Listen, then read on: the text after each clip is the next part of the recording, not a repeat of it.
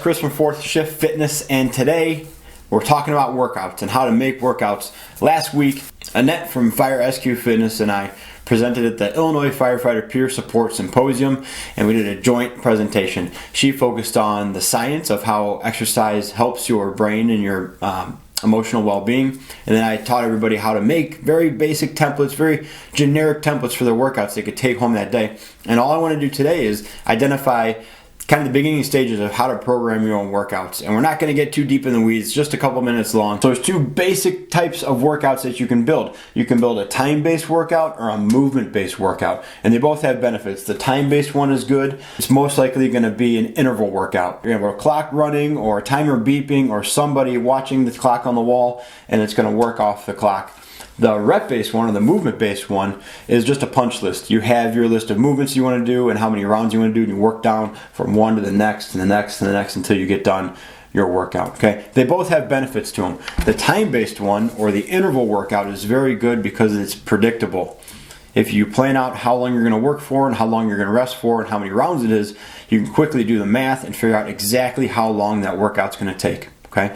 It also is very good because you can challenge yourself round to round. If we're doing push-ups and the interval is 20 seconds long and you get 10 push-ups in 20 seconds, then you know you can try to get 11 push-ups in that 20 seconds next time it comes around.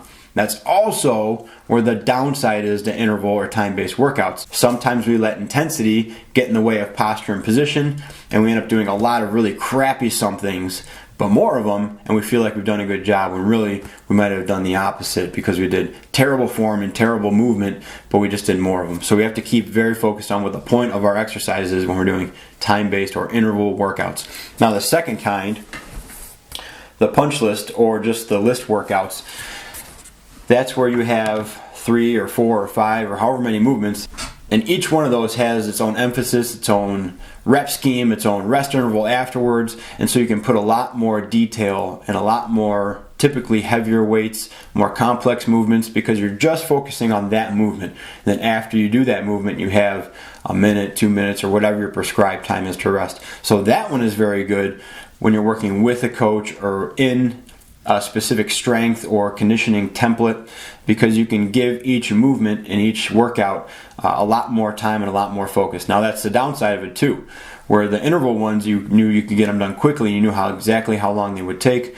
The punch list ones could take a little bit longer, and they do take a little bit more attention to detail. So this is just the beginning, right? Once you figure out what kind of workout you want to do, then you start plugging in the movements you want to do, and then the rep schemes or the times or the intervals and the ratios and all that stuff. Whichever one you're doing, time-based or interval workouts or just punch list workouts, they're great. And I use both of them, and I program both of them for my clients. And that's also the main takeaway of this, is that these are just tools in the toolbox. And a lot of times you can know what you want to do and have an idea how you should do it, but it pays to have a coach help you out with it. So reach out to me, reach out to Annette. This is just the tip of the iceberg of this presentation. If you're interested in my presentation on that for your fire department, I'd love to come out to your facility. So shoot me a message, shoot me a call, shoot me an email, whatever. The next couple weeks, we're going to start talking about Devote December more, because like we talked about then, the point of that was to create relationships and bonds that we could use in the spring months when firefighter and general population suicides are especially high. So be on the lookout for those videos. Me and Annette will be bringing that back up again to talk about in the next couple weeks here, okay? I hope you dug it. Talk to you soon, and be a four shifter.